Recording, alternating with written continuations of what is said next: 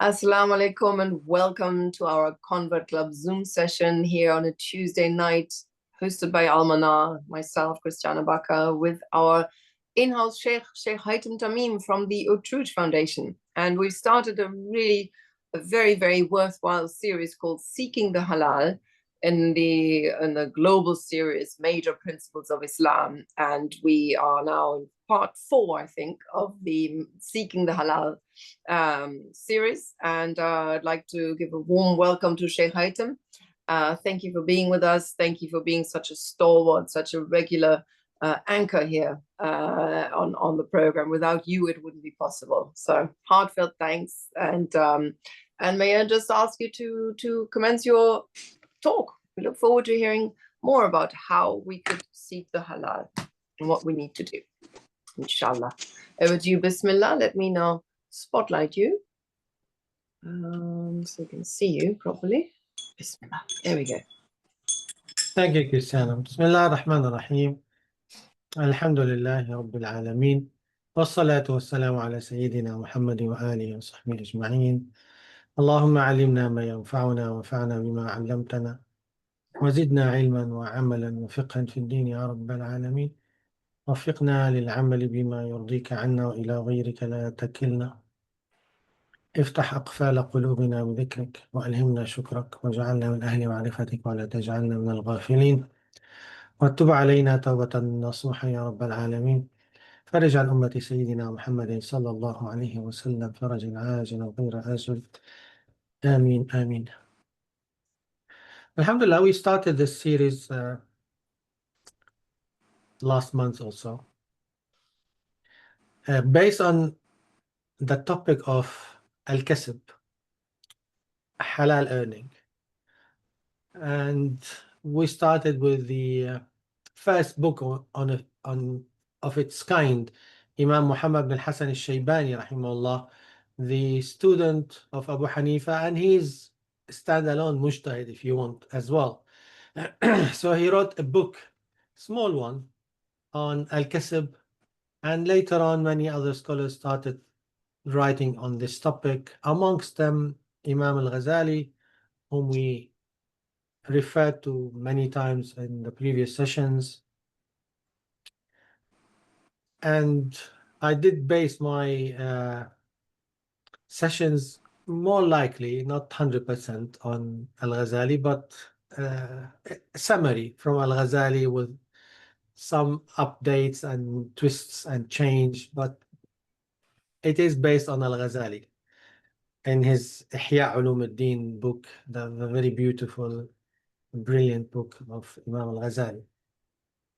So we started last time talking about the 5 chapters which Ghazali divided in his book to talk about this topic, al-kasb, halal earning. Yes. And these 5 chapters, just to refresh your memory, he started chapter number 1 is about the virtues of earning and the reward for earning the halal. Chapter 2, he talks about the knowledge about buying and selling and transactions. And number 3, chapter 3, he talks about justice in dealings. Number 4, he talks about ihsan in transactions. And number 5, he talks about compassion for yourself and towards your religion. We did cover number 1 only. So today, inshallah ta'ala, we'll cover some of number 2.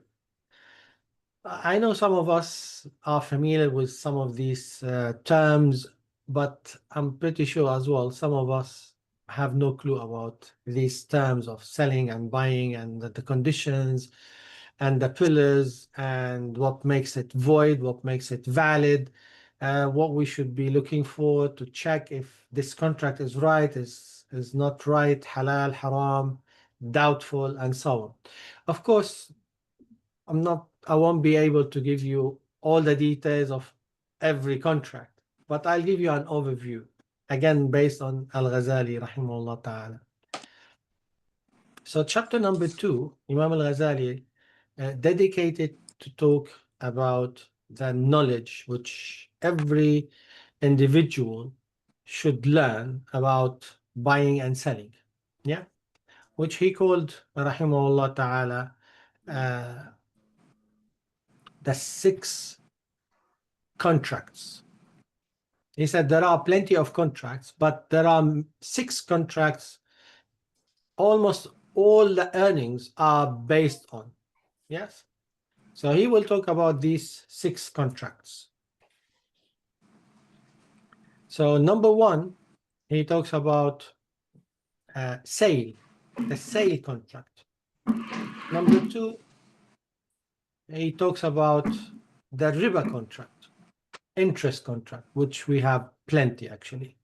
In this day and age, almost every contract has a usury or interest clause in it. Almost, I can tell you.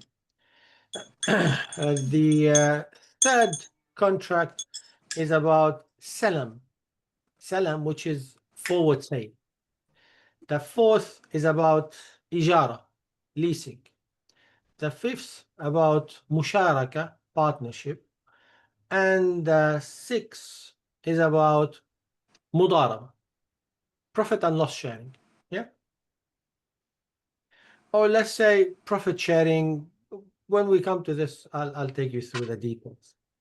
But some of you might be familiar with the Muḍārabah and Ijārah if you are dealing with Islamic banks and you bought your house through an Islamic bank under the HPP, which is the housing finance plan in the Islamic bank.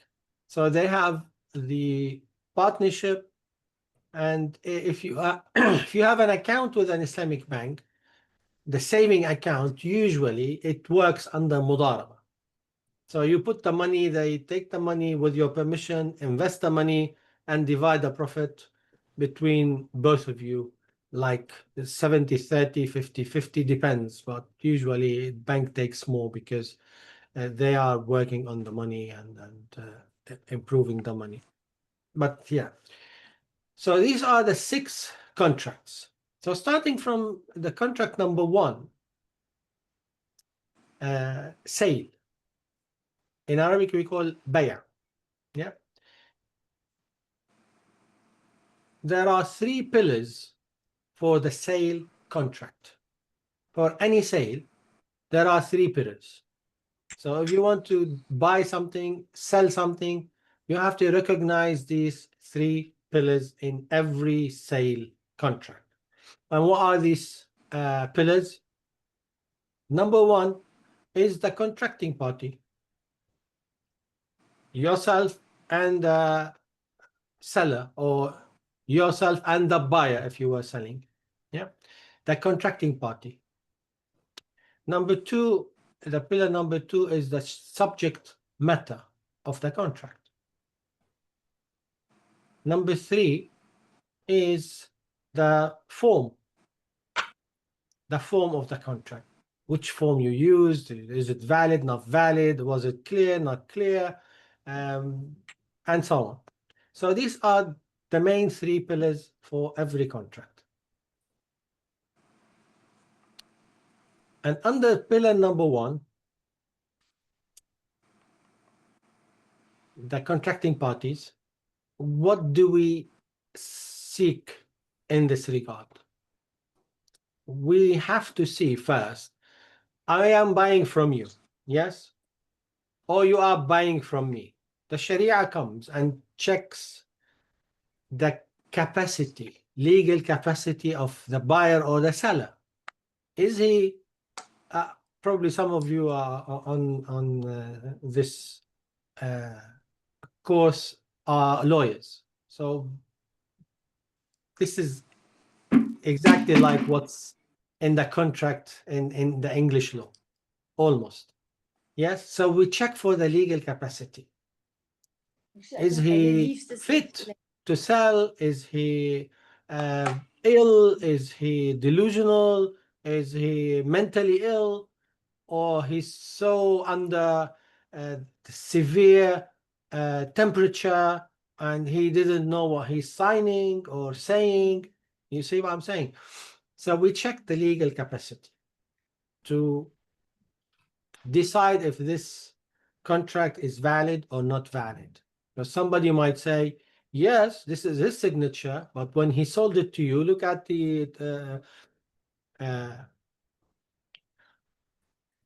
date. This very date, he was in hospital. So how come you did buy it from him whilst he was in hospital and he was not legally fit? And mentally and health-wise, he wasn't fit. So how did you buy this from him? Then we have a case. We take it to the court. I'm just giving you some examples to see where might goes wrong.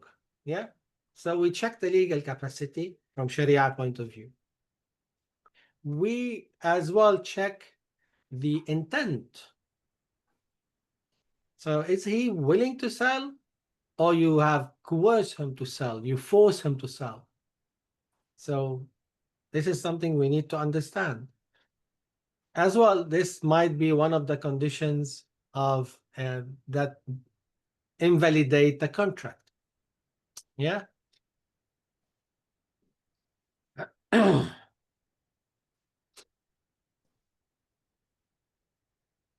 And then number 3, mutual consent. We have to have agreement, mutual agreement. It's not just me who should agree. Yeah, I did agree 100%. Yeah, I understand you are so keen to take this product, but he was not in full agreement. You did force him, you did trick him, you did these kind of things. So we check if these are intact, all of them, then we say this is a valid sale. Yeah. But of course, it's not the only thing which we check. Yeah, we have to check the second pillar as well and the third pillar. So we have 3 pillars, and under each we have subdivisions. I hope you can follow with me because it's a technical, but I'll give you examples, then you can relate to what I'm saying. So yes, we have 3 things to check. Yeah, the buyer and the seller, which we call the contracting party, al-aqidan in Arabic. Yeah, and al-ma'qud alayh, which is the subject matter. So this is the sale. Yes, say we have this bottle. This is the subject matter. The contracting party, me and you.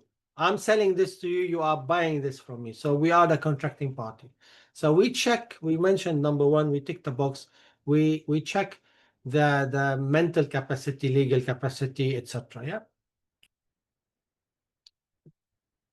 But we need as well to check that subject matter.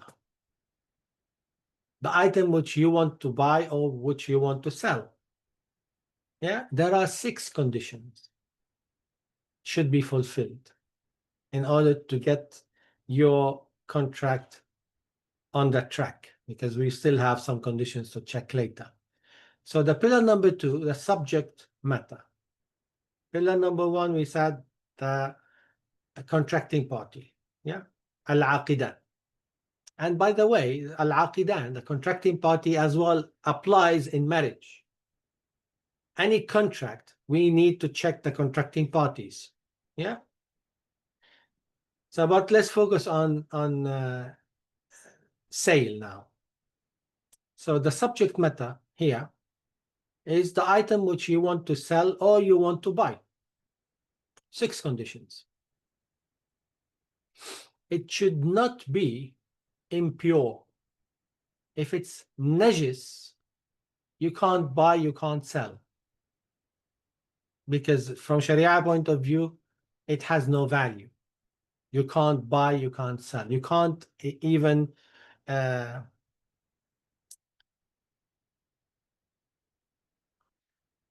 own it. You cannot own it because it's one of the conditions of ownership that it has to be pure, not najis. Yeah. For instance, blood, it's impure, classified impure. Or pig, it's classified impure. You can't buy, you can't sell Islamically, let alone now non-Muslims and other businesses, yeah?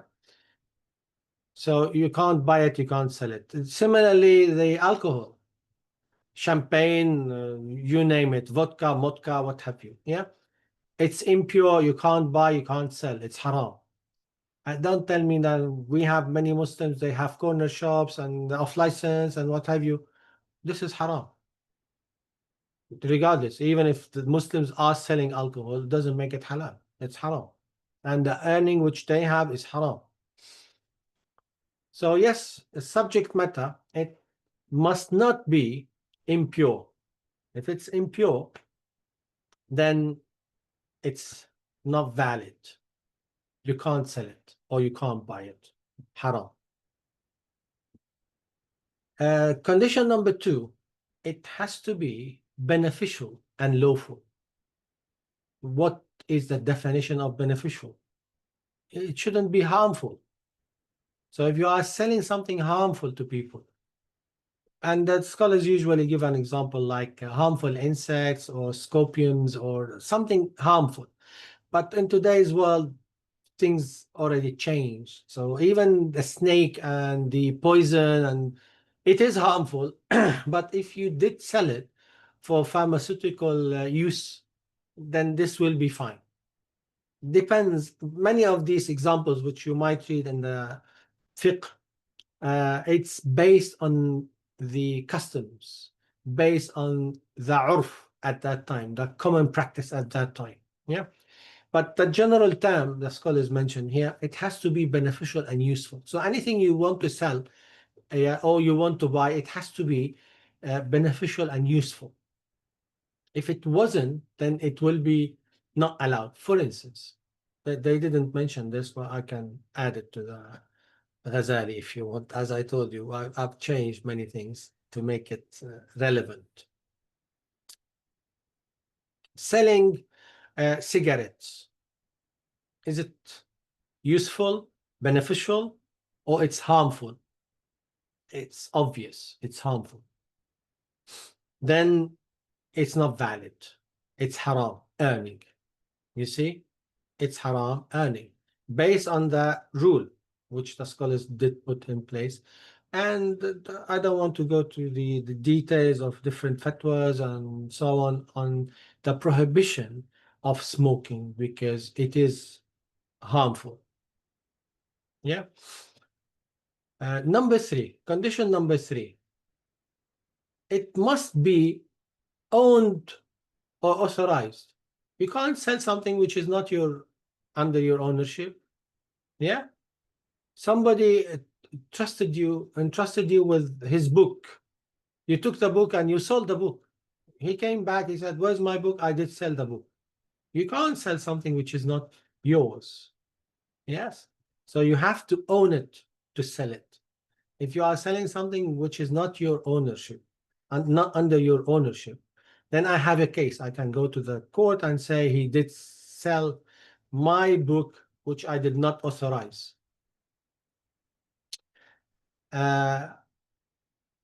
Then prove it, you bring your proof, etc. Then the judge will say, for the one who bought the book from me, yes, I did sell the book without authorization, which is not my book.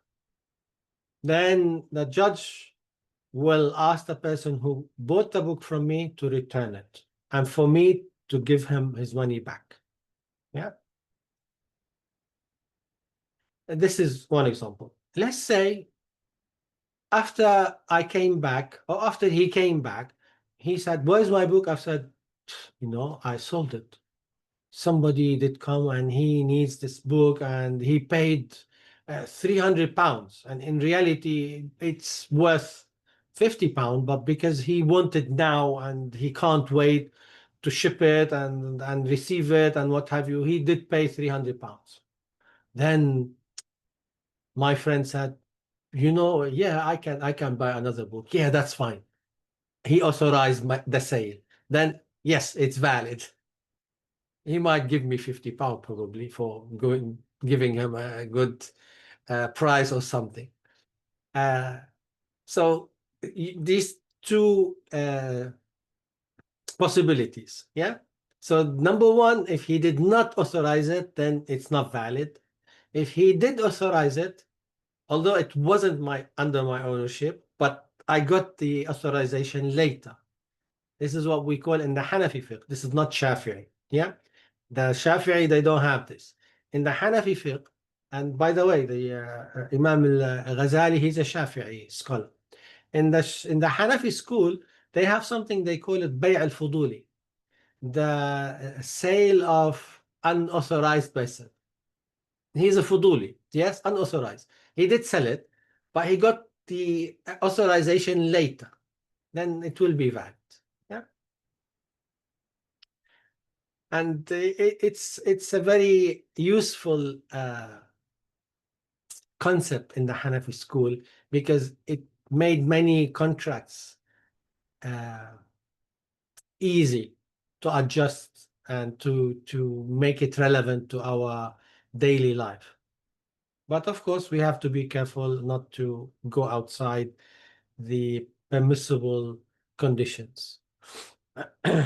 Condition number 4. It must be deliverable legally and physically. What do you mean by this? For instance, you cannot sell things which you cannot deliver. Like, I have a bird, very beautiful bird, and with very nice voice and what have you, beautiful colors, but it escaped from the cage, it went to the tree. Then my neighbor saw it and he said, I love this bird. I said, yeah, this is my bird, you know. He said, yeah, I will sell it to you. Okay, how much you want? £100. This is £100. Yeah, bring, give me the bird. No, I can't bring you the bird. Otherwise, I would not sell it. Is it a valid sale? No, unless you can catch it. Yes, this bird is trained, and you can whistle to the bird, and the bird will come. Then you can catch it and give it to the neighbor. Then that's fine. But if it's not a trained bird, you can't catch the bird, then this is not valid. Or you were passing by a river and there's a very big fish in the river. You said to your friend, you see this very fish? Yes, I can sell it to you. Give me £50. I like it. This is so big fish, so fresh. Yeah, this is £50. Yeah, give me the fish. Yeah, I can't give it to you. You go and bring this fish. No, unless you have your say fishing rod and you can get it and give it to him, then yes, fine. But if you can't, then this is not valid. Yeah. So selling fish in the water or the bird in the air or on the tree, it's not a valid sale. Yeah. Condition number 5, Imam al-Ghazali is saying here, it must be clearly known in 3 aspects. The item which you are selling has to be clear, identified. Yes. Quantity and description. So any item you sell, clarity is important. So it has to be well known, i.e. you can identify it. Must be specifically identified or described. You have a big cattle of sheep. Yes, you said, I sell you this. I sell you one of these sheep for £100. Is it enough identification? I did say a sheep, but I have 300 sheep. Which one? Yeah, which one? Unless you say, you see this blue marked sheep, I sell you this one. There's no other blue marked sheep. And that's clear identification. You can do this. But if you said any sheep, he can go and bring the biggest one, the ram. You said, no, no, this is not my intention. You didn't say this is a sheep. Yeah? No. So it has to be identified. And you go and bring him the smallest, the cheapest one. No, he will tell you, no, I did pay £100, not for this very small sheep. No, this is still a baby. I don't want this. So it has to be identified. Why? Because if it's not identified, it will cause dispute. And dispute lead to harmful things. So it harms you or harms him. And Islam is about avoiding any harm and bringing benefit. جلب المصالح ودرء المفاسد. So the concept of the Sharia, the whole Sharia, is based on جلب المصالح ودرء المفاسد. Promoting what is good and forbidding what is evil, or promoting what is useful and forbidding what is harmful. Yeah. So if this leads to a harm, then Sharia will avoid it and declare it void. So this is regarding it has to be clearly known in 3 aspects. So the aspect number 1, A, if you want, identity. Aspect number 2, quantity. If it's not a sheep, I'm selling you wheat or barley. Yes? So £100. How much I can buy for £100? Wheat or barley, for instance. You have to weigh it for me. Say 1 ton, 100 kilos, 50 kilos for £100, for instance. Then that's enough. Yeah. Or if it wasn't identified by measures like kilos and tons and what have you, it might be by counting 3 items, 3 cars, 1 car, 1 dress, 3 books, whatever. Yeah, if they were identical, the same. So counting them is enough. So £100 for 3, that's fine. 3 cups, identical, that's fine. Yeah. Or it might be through meters. You bought a land. How many meters? 2 meters, 3 meters, 100 meters, 1 acre. Then you need to identify it and show me the borders. Otherwise, it's not valid. Yeah. So this is clarity. Or it might be described. You see this car, I want to sell it for £500. This car, yeah, description. Or you might give me a description for something absent. I have a car, and this car is Bentley, and it's 99, and you went through the details. Okay, he's interested and so on. Is the sale valid until he sees it? If it's matching the description, then that's fine. Even if it's matching the description, but the moment he saw it, he did not like the feel of it. He did not feel that this is what I want. So he imagined something in his mind. The moment he saw it, it's not matching the image in his mind. I told you all the description, yeah, but I didn't feel it. Is he allowed to return the car? Yes. This is what we call khiyar, the option. So you sell with option. Option, I can return it. If I saw it and I didn't like it, I can return it. This is what we call khiyar.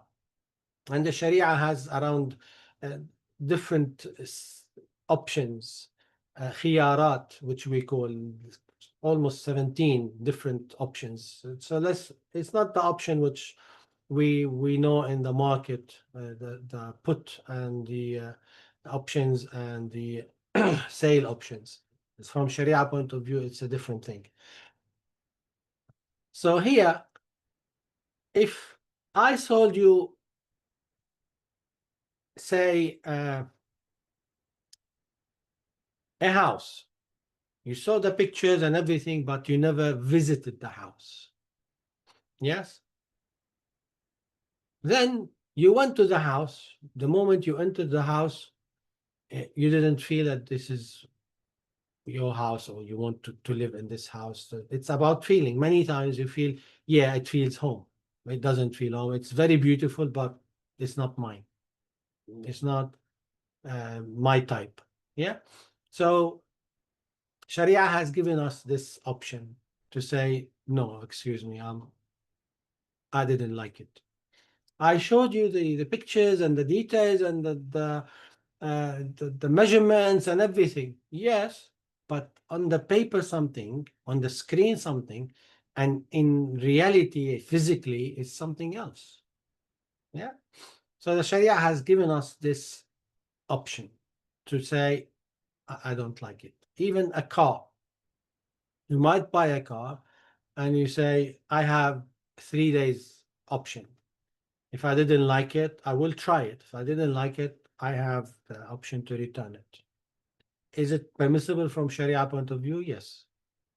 Of course, with many conditions in place, because some people might play a game.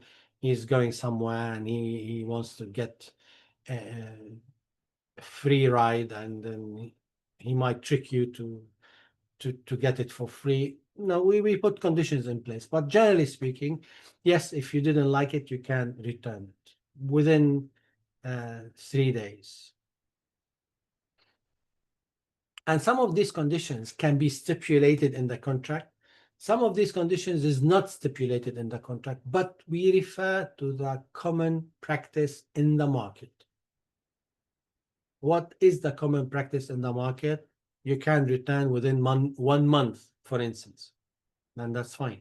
You can return within 2 days, 3 days, fine. You can't return. Okay. Yes, so we check, unless there is a fault in it, there is some problem in it, then this is a different story. Yeah. From consumer point of view, consumer protection, you have the right to return it and so on. If you've seen something, yeah, and he said, you know, this farm which you have visited last month, I want to sell it. And you told me, if you want to sell it, tell me. I want to sell it now. You want to buy it? 1 month, it's not a long time. It isn't. So you can buy it if there's no big gap between the moment you've seen it and the moment you've bought it. Yes? Or say a few days ago. There's nothing will change unless there's a disaster, a natural disaster, flood, and something like this, destroyed the whole farm. If there's nothing like this, and you just visited the farm last week or so, and he wanted to sell it to you, is it a condition to see it? You already saw it, and there's no big gap in case it can change. It's still as it is. You can. So this is why if you bought something you haven't seen, you have the choice to return when you see it if you didn't like it. Yes? This is the concept, if you want. So these are the 6 conditions for the subject matter. 6 conditions for the subject matter. We tick the boxes on each. If you missed one, then it might make the contract void or invalid. Some of these conditions can be rectified. As I told you, I sold something which is not under my ownership. Then I got the authorization later. Then this will rectify it. Some of it can't be rectified. So we need to know which one, which.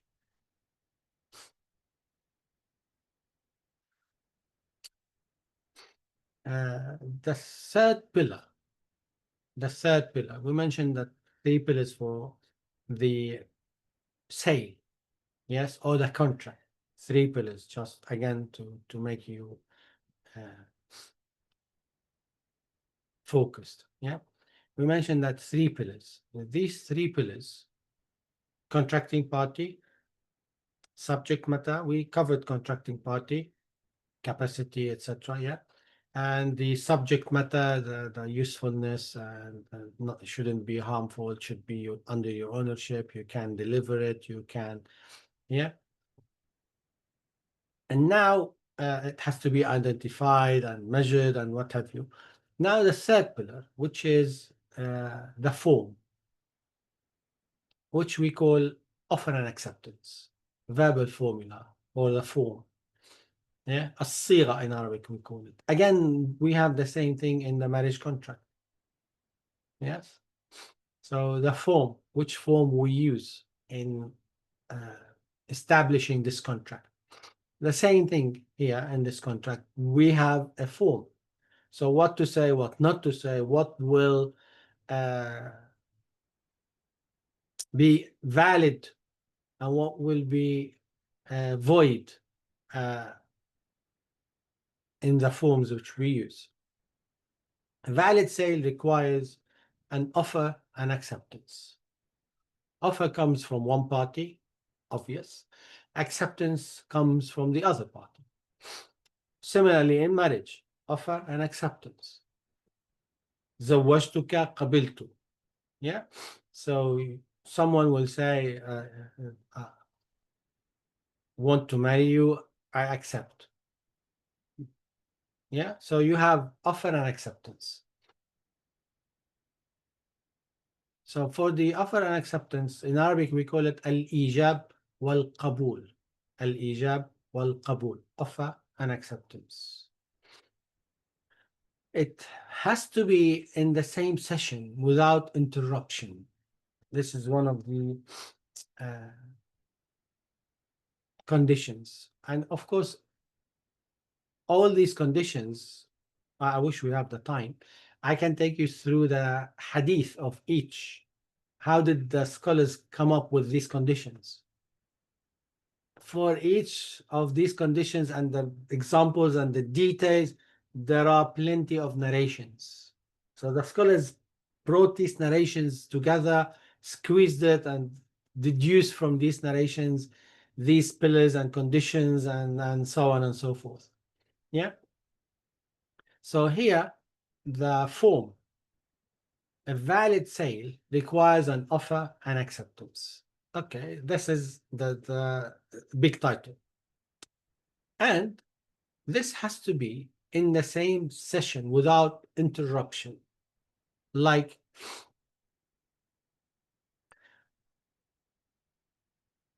I told you I want to sell this bottle of water for £1. Yes? Are you interested? You said, let me think about it. Okay. Then after 2 hours, you came back, you said, yeah, I accept. It doesn't work. So I offered this in sale. You should say, I accept. This is offer and acceptance.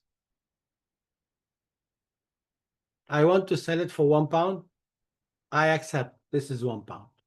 Done. Yeah. So this is what the sentence or the statement here is about. It has to be in the same session without interruption. Without interruption, he went and he prayed in the mosque and he came back. He went, answered the phone, he came back. No. We are in the same session, no interruption. We are still talking about the water and the deal on this. This is a sample, and I want to probably sell you 100,000 bottles, for instance. You just negotiating and asking for details and the source and the packaging and the delivery and what have you. Is it interruption? No, we are still talking about the same thing. It's not interruption. Then after 1 hour in the same topic, you said, yeah, I'm convinced. Yeah, I agree. Accept. Would it be interruption here? No, it's not interruption. So this is still the same session. Anything alien than the session will be interruption. Somebody called you, you left a session, you went to somewhere else for, I don't know, 10, 20 minutes, and then you came back. This is interruption. Why? Because the Sharia has given you the choice. You might have changed your mind. When you went somewhere else, probably you have seen another product, or you thought about somebody else, or you thought that, yeah, I can't offer this now because I forgot I have something to pay this month, or I don't know what might be the case. So the Sharia has given you the option to opt out, not to resume. So it's not enforced contract. And if it's enforced, then it makes it not valid. Someone forced you to buy something, then this sale will be not valid. Yes, and the money will be haram. So here, the scholars mention that this negotiation has to be, because many times, you know, there are negotiations in sale. Yes, sometimes it's not straightforward. Sometimes you need to make a deal, you try to make a bargain, you try to knock it down, the price, you try to have extras with it, and so on. So it's all still the same session. It's not interruption.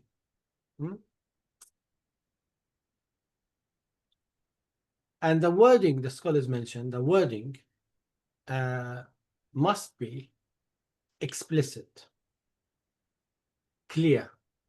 I sell to you, I buy from you. Yeah.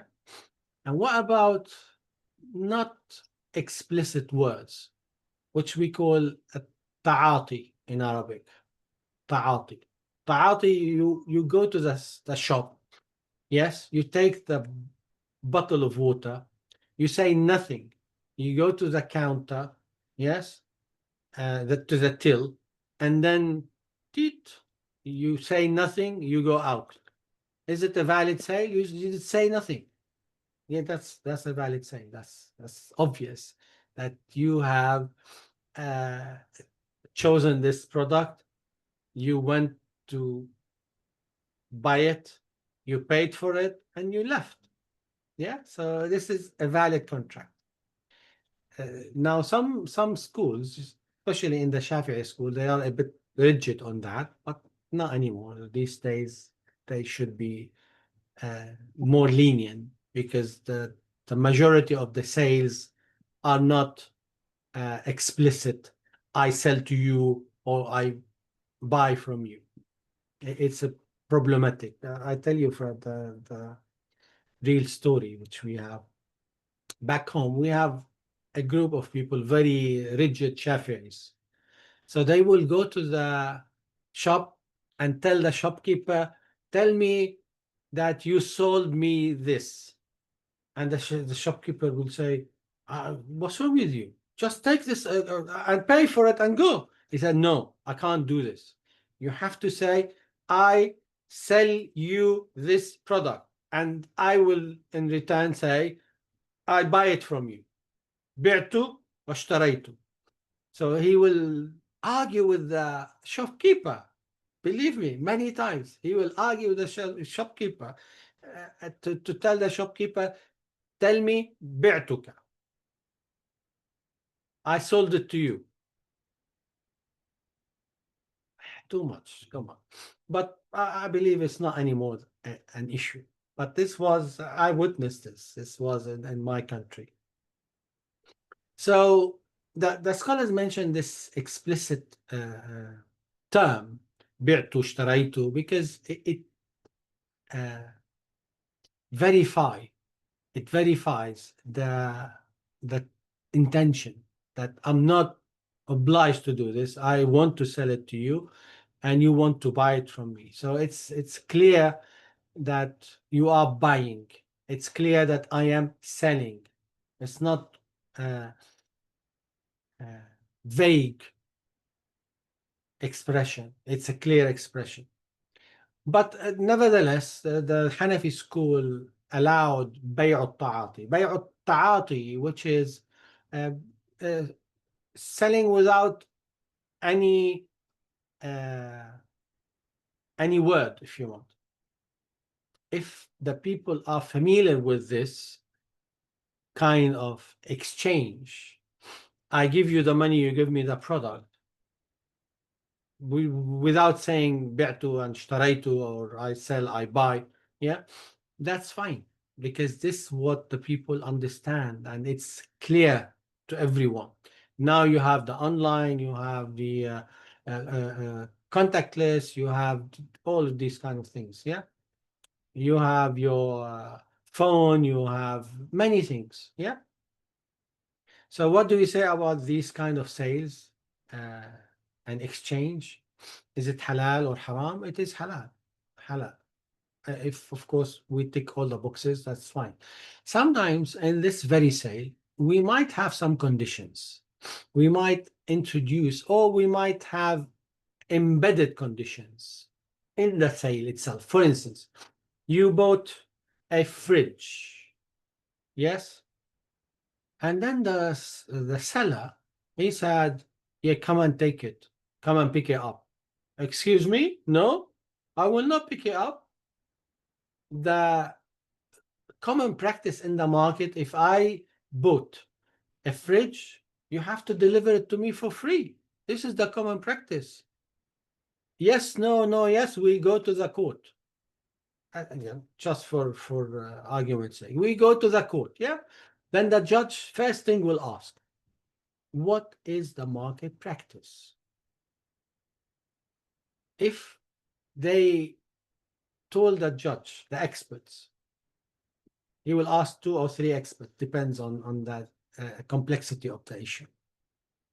He will ask the expert. If they told him that the market practice in our country, you have free delivery, then he will say, deliver it for free for him, and case is finished. Yeah. If just for argument's sake, if the expert said, yeah, I know in different countries they have free delivery, but not in our country. Our country, you have to pay for the delivery.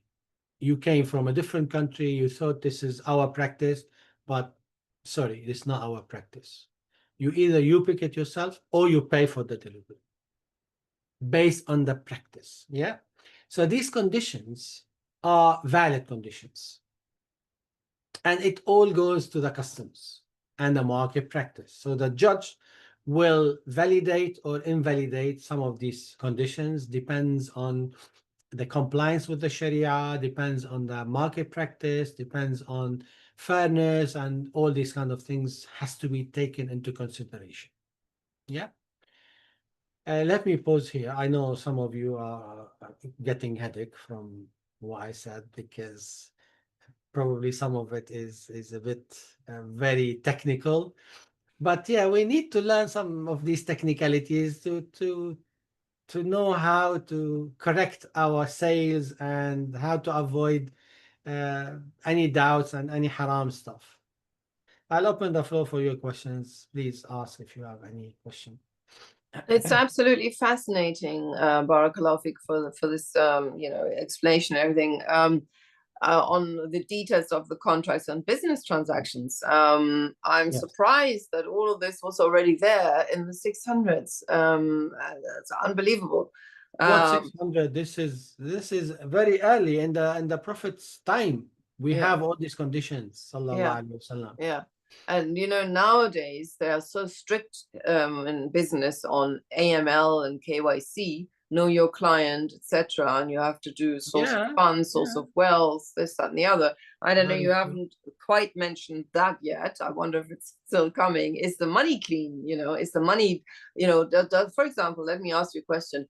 Or will you cover it at a later session, possibly? The funds which you use to either pay the subject matter, in the first place, or with which you buy it for, if you're the buyer. Yeah, let me tell you, we don't ask about the source of the money in the first place, unless, underline this, unless this very person is well known that he is a person of haram earning, then yes, we avoid dealing with them because we do not want to contaminate our money, for instance. Mm-hmm.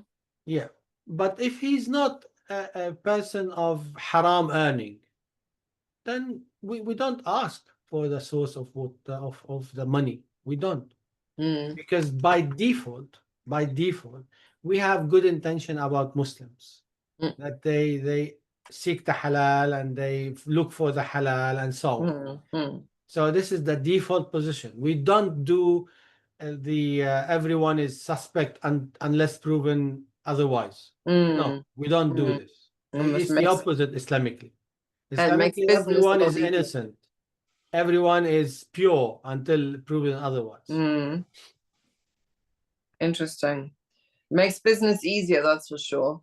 But how do you, how is it viewed in Islam if the money is comes from sales of alcohol? Can you still buy, I don't know what, a book with it, or anything? No, it's a haram earning. No, it's a haram earning. You can't.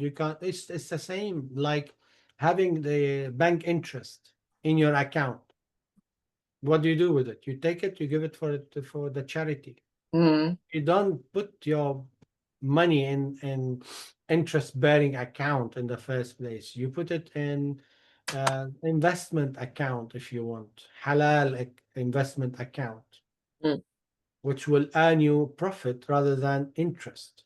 Alhamdulillah, these days we have around 4-5 banks doing investment, halal investment, and around 5-6 Islamic investment companies, not banks. You can even check and put your money with them after you. I mean, it would be really helpful if you could, in one of those sessions, mention those and just tell us, these are the banks, these are the investment companies, these have been proven good, to make it practical in our. Yeah, there are. I can give you the names, but I cannot verify or advise that put your money here or there. Sure. You do your due diligence yourself, and then you decide. But there are, as I told you, more than 10-15 between banks and companies doing halal investments. Okay, good. Yeah, good to know. So that'd be good to find out. Yeah, anybody else? Any comments? I find it fascinating. Honestly, I really appreciated these conditions of the contract and everything. It makes complete sense. It's makes absolute sense. But often people try to sell something they can't deliver. They just pretend, and or they pretend they have a buyer. How about as an agent? Does the word, does the work of an agent feature? For example, an agent can say, yeah, I can deliver this car, and they can't, and they're just trying to get a buyer interested with this carrot, and until there is a buyer, and then suddenly it turns out they can't even deliver this car. They were just trying. They are cheaters. Yeah. So, are those types of people mentioned also on the contract? Of course. Of course. Yeah, that's good. Okay. Any points, any comments, any questions? Let's get everybody involved. I'm pretty sure we used to have some lawyers attending Yeah. amongst us as well, which is very straightforward to them. So, Salam, I've got a question. So I trained to be a barrister many years ago. So, offer and acceptance and counter offer, etc., etc. The one area which was really confusing for me was financial and commercial law. And the question I had was, sometimes people buy something in the future, but they pay for it now, so it's non-tangible. So yes, the risk they take is they pay less now, and they'll get it later on. They'll make a profit straight away. Is that allowed? Depends. We'll talk about this, because this is number one. We still have 5. Imam al-Ghazali mentioned 6 contracts. 6. We covered 1. We still have 5. Among these 5, which I did go through them quickly, the Salam contract, the forward contract, forward sale. The Salam contract usually the essence of the contract was for the farmers, because these farmers usually sell the coming season and they don't have funds. So you go and say, I will buy your wheat for next year.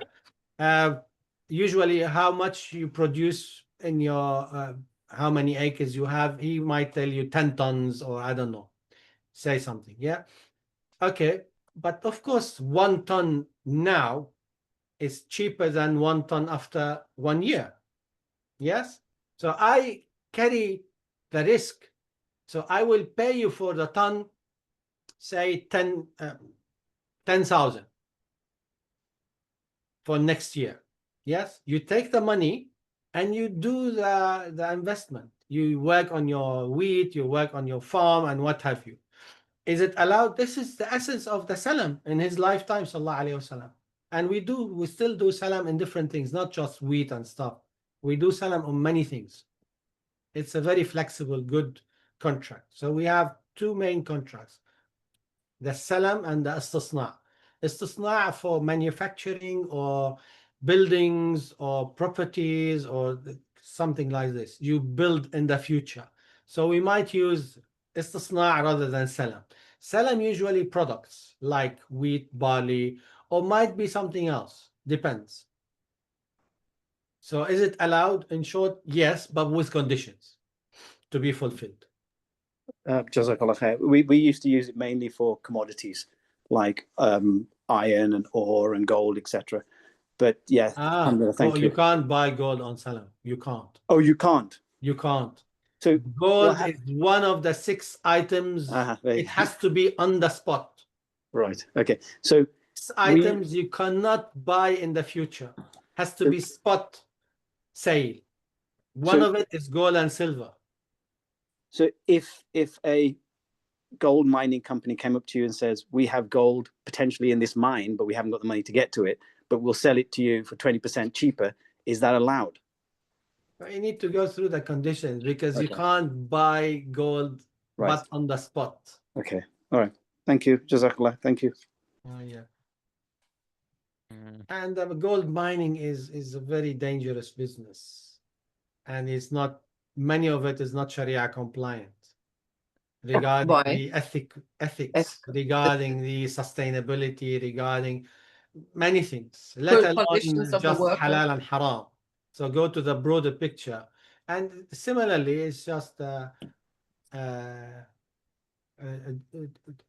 mining for diamonds as well, and rubies and the like of it is very dangerous and risky business.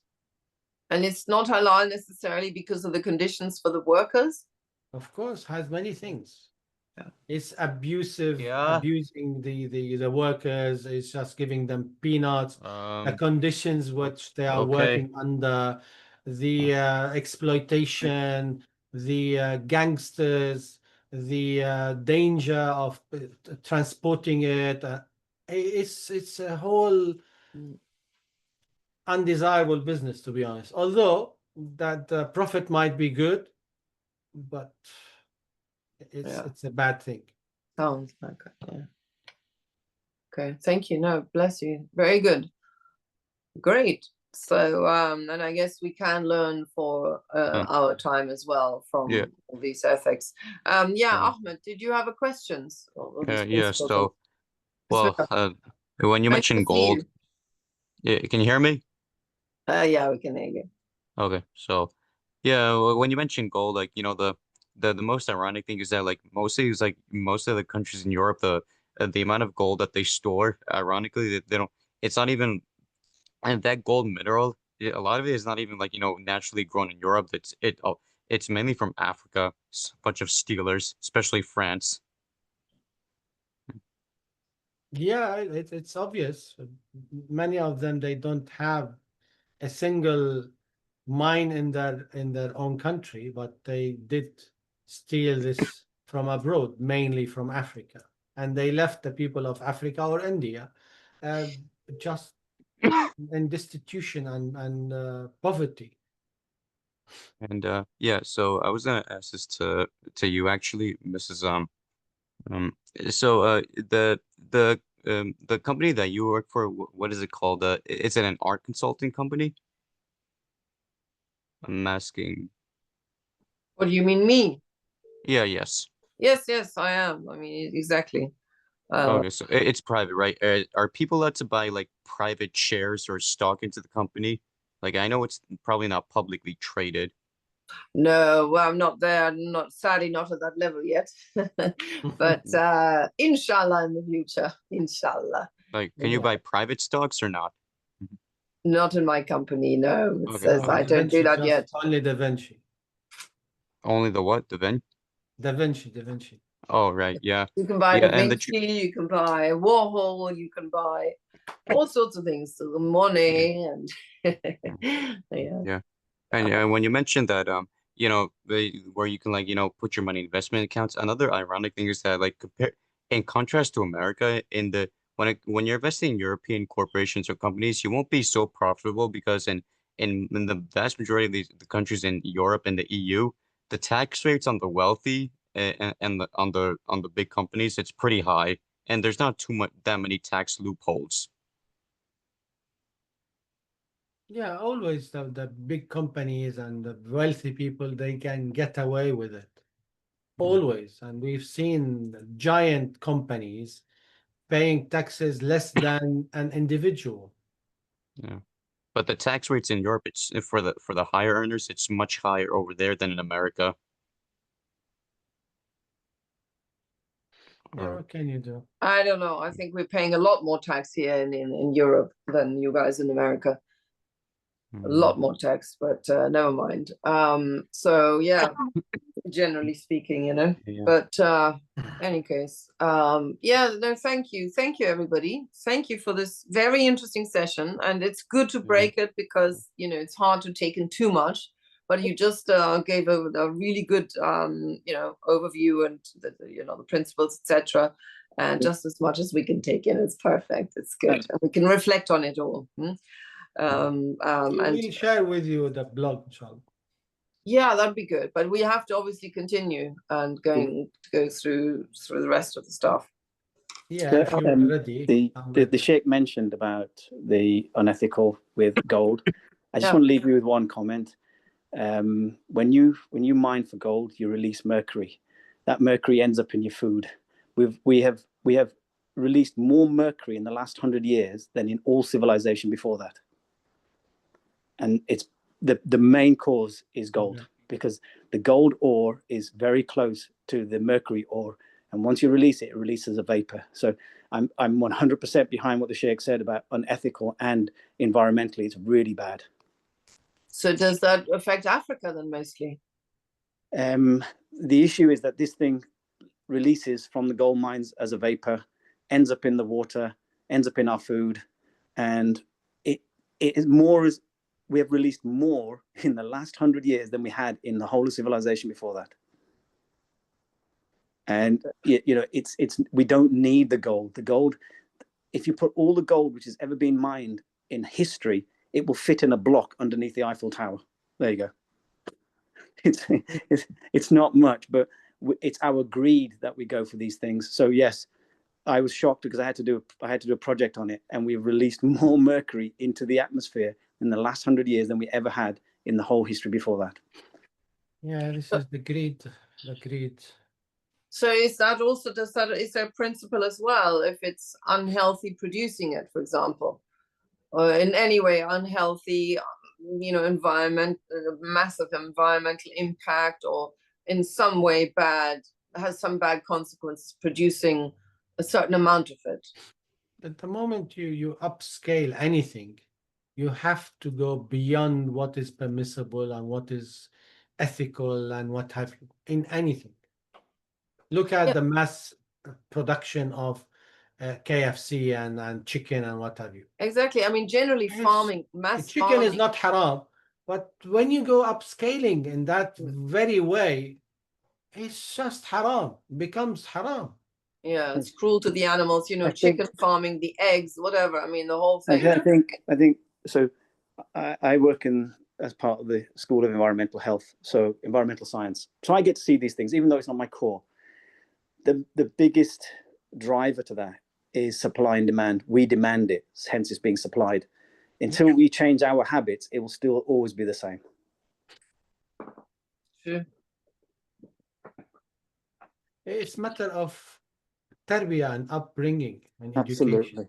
Education, that's what I was thinking. Because we are very brainwashed. We have been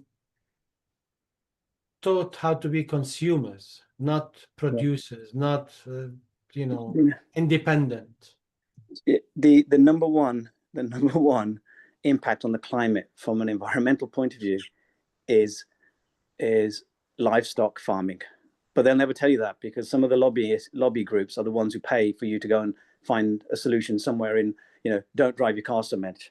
The number one is food production. Makes sense. What can you do? Yeah. As Muslims, and I always say this, as Muslims, we should be at the vanguard of protecting the planet, the absolute vanguard. Yes. But we end up being right at the back behind the people who don't care. We should be right at the front because I work on a very simple scenario. Allah's going to ask me for every single thing that I did on this planet, knowingly or unknowingly. There's no excuses, blind following and blind eyeing. And the way we treat things is incredible. I never thought I'd become an eco warrior.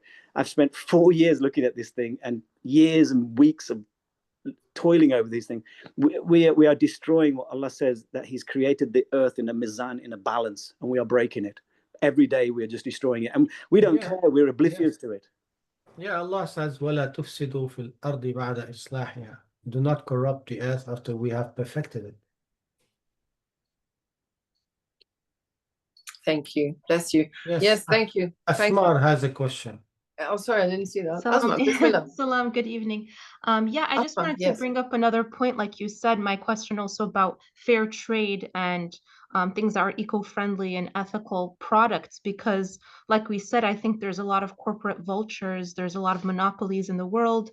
And when you see Amazon, when you see McDonald's, like you said, KFC, all of these mega corporations that are ruining the planet, they're ruining the animals, they're torturing them.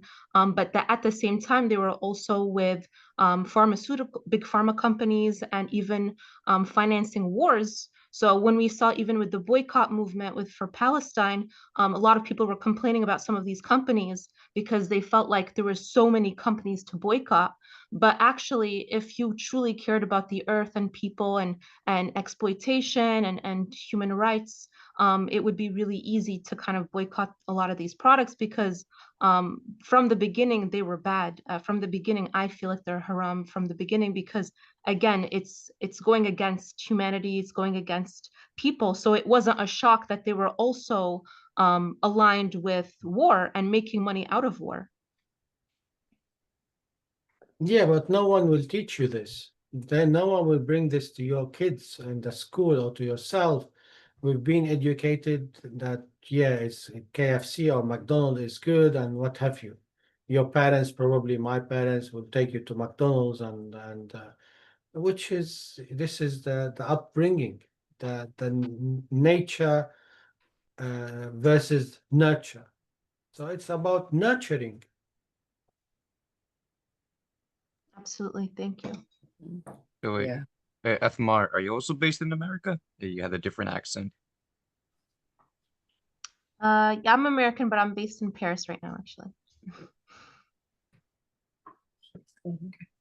Well, thank you, ya Sheikh. Are there any other comments and questions? If not, or if you think of something, just ask it next time. Yeah. I'm gonna type it right now, just to you.